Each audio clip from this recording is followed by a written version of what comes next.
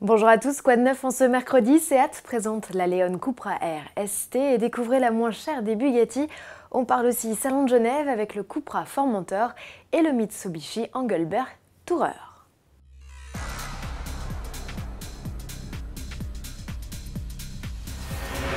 Seat est au Salon de Genève avec deux modèles 100% électriques, le Hellborn, une compacte, et le Minimo, un quadricycle biplace. Mais une nouveauté en cache une autre, puisque le constructeur vient de révéler la Leon Cupra Air ST. Badgée Seat, c'est la déclinaison break de la Cupra Air lancée en 2018 et déclinée en série ultra limitée, 40 exemplaires seulement pour la France. A l'instar de la berline, la ST joue à fond la carte de la sportivité avec des jantes de 19 pouces de large prise d'air et 4 sorties d'échappement. Cette tuyauterie est toujours celle d'un 4 cylindres de litre turbo-essence de 300 chevaux. À bord, Seat grève des sièges baquets, un volant en Alcantara et soigne la finition avec des détails en fibre de carbone. Dotée d'office de la boîte DSG à 7 rapports, la Leon Cupra Air ST profite aussi de 4 roues motrices et d'une suspension dynamique. Système d'ouverture main libre et compteur numérique complètent la panoplie de ce break sportif dont l'arrivée en concession est prévue en septembre. Et puisqu'il est question de Cupra, focus sur le Formentor.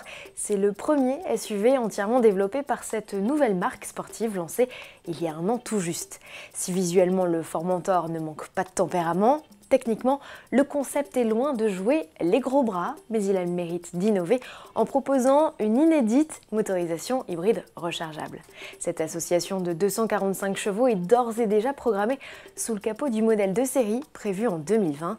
Des mécaniques thermiques vitaminées sont également programmées. Direction à présent le stand Mitsubishi où le Engelbert Tourer joue les vedettes. Derrière ce nom tiré d'une station de ski suisse se cache un SUV.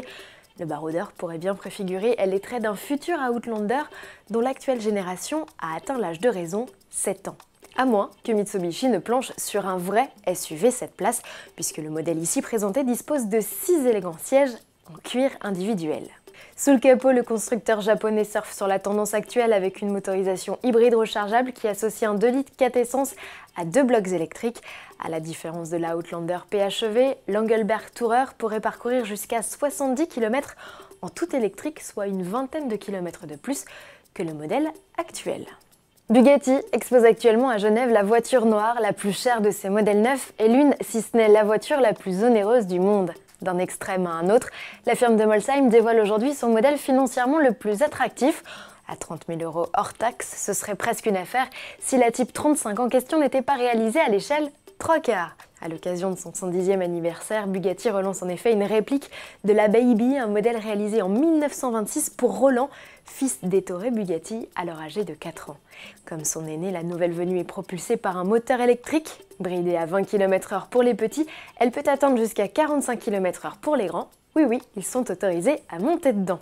Le carnet de commande des 500 exemplaires a ouvert ce 11 mars. Tous les exemplaires auraient déjà trouvé preneur. À demain.